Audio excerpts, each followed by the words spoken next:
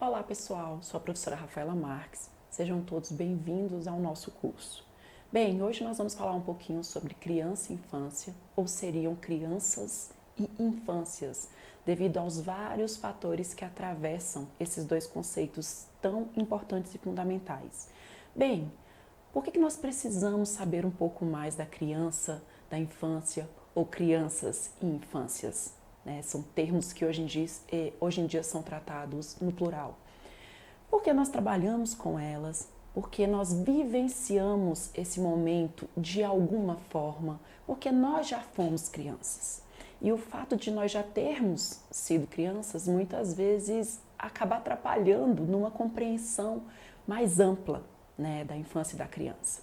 Bem, se nós formos pensar em educadores, seja o professor, o educador social, o psicólogo que trabalha com a criança, o assistente social, o conselheiro tutelar, enfim, profissões que estão totalmente relacionadas às crianças e às infâncias.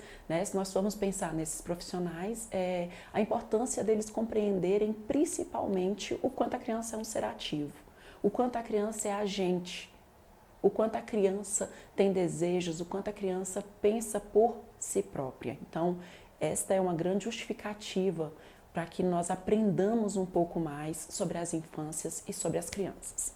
Bem, eu começo com um questionamento, de quais são as memórias de infância que vocês têm.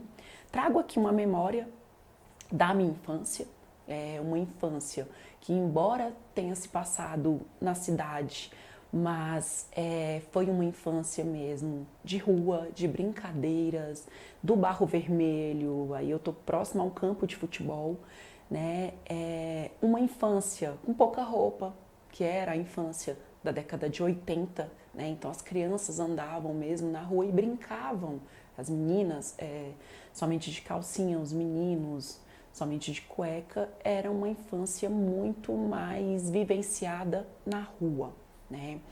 Tem particularidades e tem diferenças com relação à infância de hoje? Sim, mas como vários outros termos, a infância é cultural.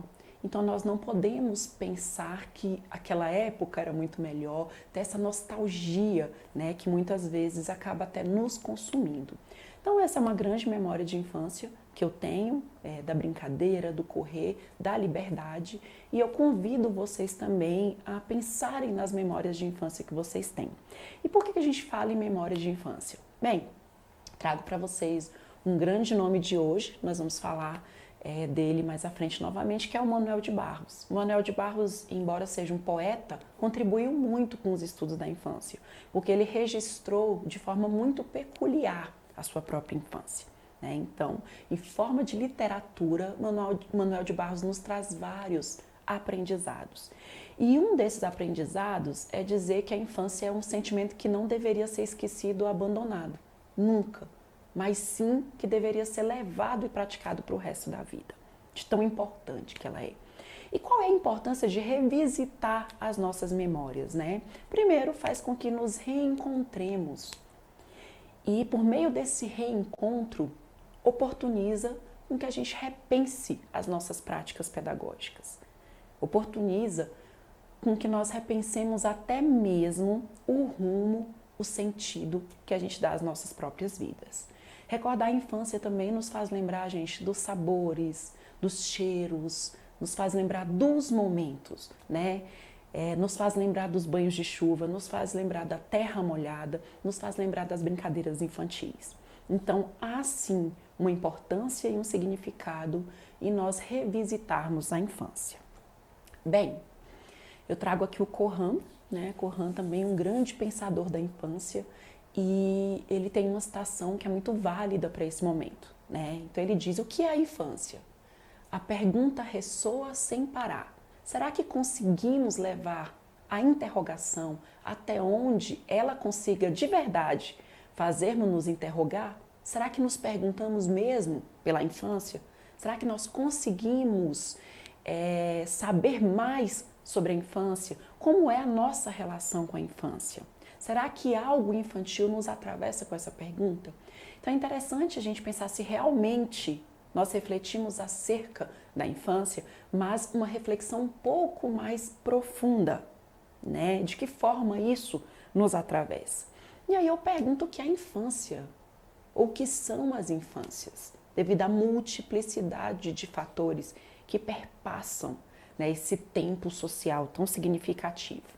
Se a gente dá uma busca no Google Imagens, eu gosto muito de fazer isso, e a gente coloca o termo infância, a gente tem uma imagem muito estereotipada da infância, né? Seria até uma imagem com pouca variedade, com pouca multiplicidade. Então nós vemos agrupamentos infantis, esses agrupamentos infantis são importantes, são estudados. Nós vemos as brincadeiras infantis, né? Nós vemos muitos desenhos e nós vemos sim crianças variadas, mas a gente observa um padrão de infância que é quase que hegemônico. E aqui no Brasil, por exemplo, a nossa infância foge um pouco, nossas infâncias fogem um pouco desse padrão que a internet nos mostra. Bem, trago aqui uma linha do tempo para a gente pensar um pouco sobre as infâncias e sobre as crianças. Serão momentos importantes, então trago desde o século XVII até o século XXI, e algumas áreas do conhecimento e como essas áreas do conhecimento trabalham com a perspectiva das infâncias e das crianças. Bem, século XVII eu vou falar um pouquinho da contribuição da pedagogia, né, nos estudos da infância. Século XIX, da medicina. Século XX, psicologia. E final do século XX e século XXI, das ciências sociais. Então, como essas áreas do conhecimento perpassam e compreendem as crianças e as infâncias. Bem, na pedagogia, né, século XVII, a gente tem principalmente Rousseau e Pestalozzi como grandes contribuidores, e para a pedagogia do século XVII, as crianças eram vistas como seres incompletos, embora elas já fossem, claro, o centro dos processos educacionais. E acreditava-se que as crianças teriam uma pureza e uma bondade como essência, né? Então elas são puras e são boas em sua essência. Aí a gente tem a medicina no século XIX, em que já compreende a criança e a infância, né? A criança como um ser em processo de maturação biológica, ou seja, está ali em desenvolvimento biológico, portanto, precisa ser cuidada e higienizada. E essa questão da higiene, gente, à época era extremamente importante devido aos altos índices de mortalidade infantil, sobretudo por causa também de questões de higiene. Higiene, saneamento básico e etc. Então, o viés da medicina, claro, é mais voltado para o cuidado, né? É mais pensando nesse desenvolvimento biológico que a criança se encontra. Bem, aí a gente vai para as teorias psicológicas, né? E a psicologia trouxe grandes contribuições para nós pensarmos a infância, muitas contribuições mesmo. A gente começa lá do behaviorismo, né? Que já acreditava no estímulo-resposta, e por acreditar nesse estímulo-resposta, nesses aspectos comportamentais, acreditava que a criança também era um receptáculo de informações, ou seja, ela está ali preparada para receber, né? Como recebedora, claro que a gente já subentende uma passividade.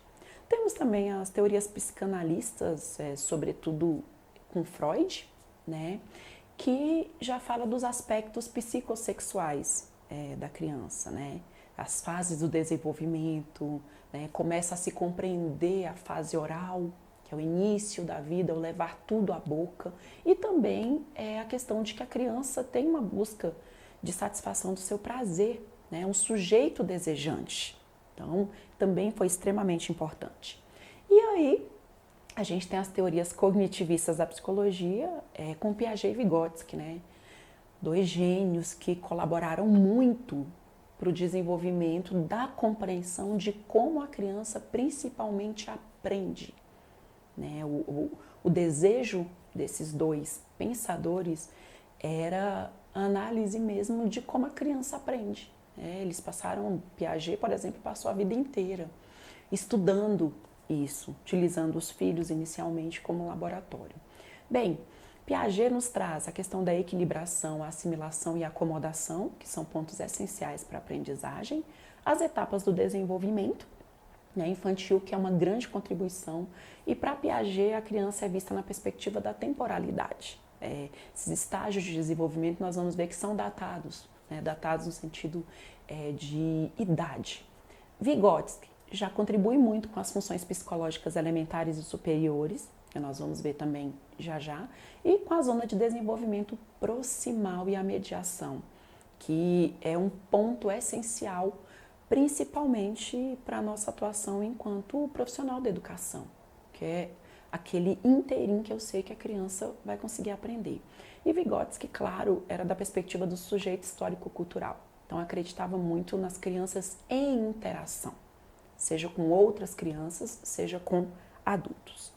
Bem, voltando para Piaget, né, esses estágios, esse processo, esse ciclo que Piaget traz é muito importante para a gente compreender como a criança aprende.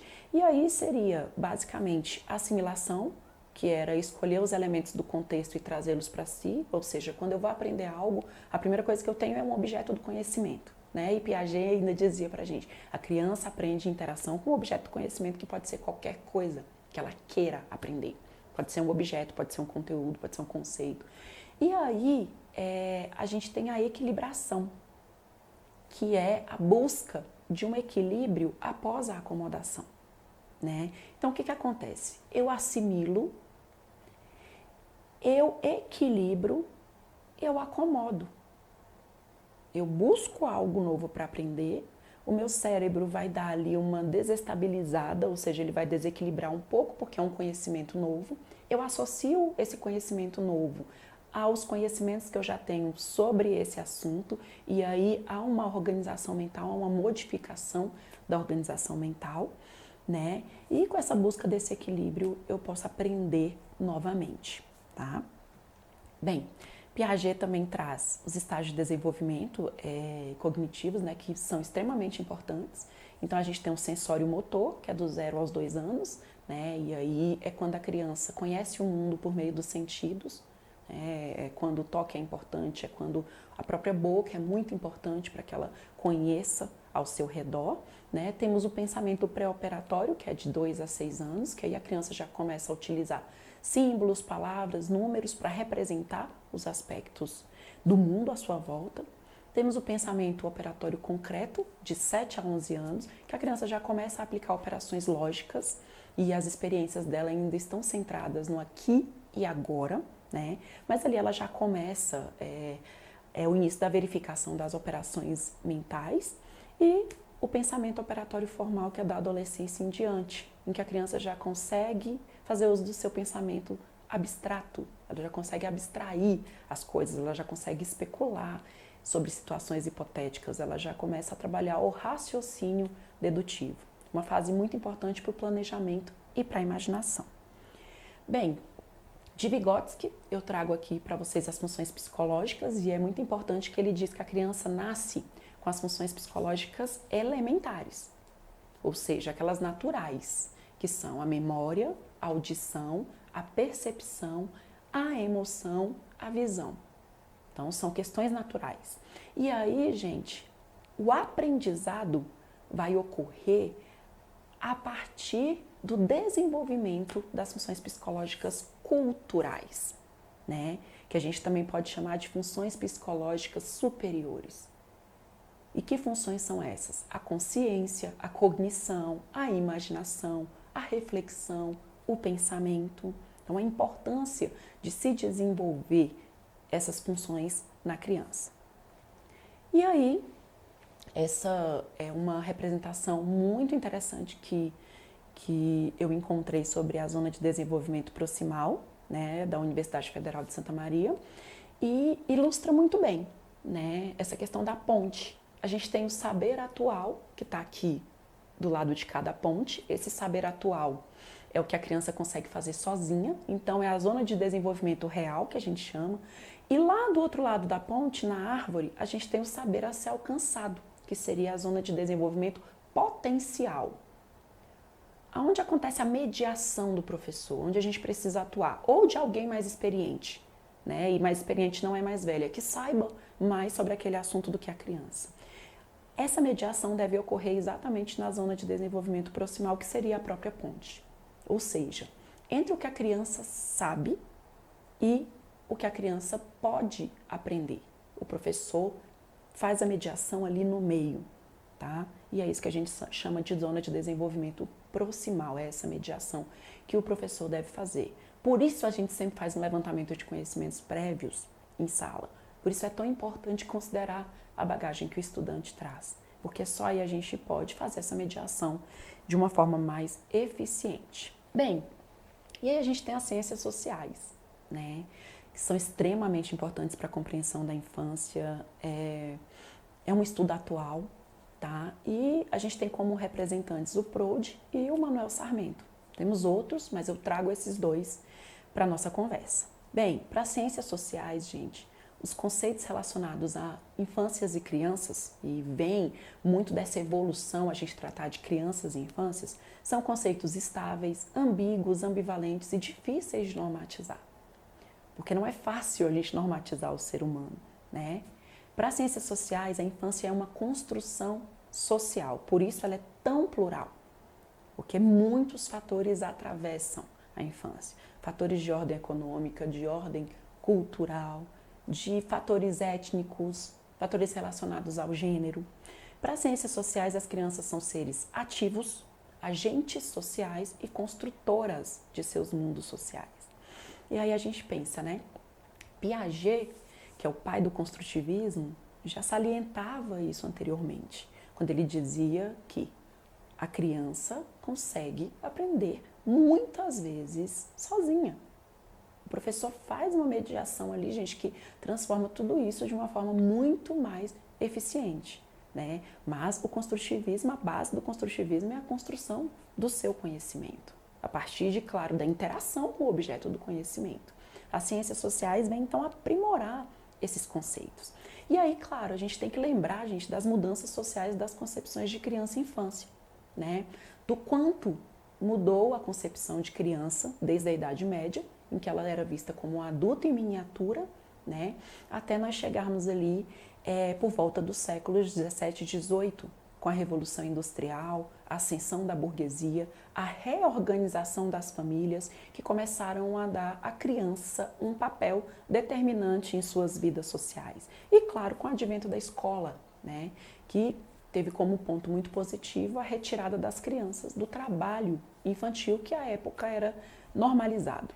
Né? Então, deu-se uma grande guinada entre não se ter espaço nenhum para a criança ser considerada realmente um adulto em miniatura, né? Um vir a ser, eu só estou me preocupando ali em formá-la para que ela seja um adulto melhor, sem pensar que a própria infância já é um estágio de desenvolvimento, né?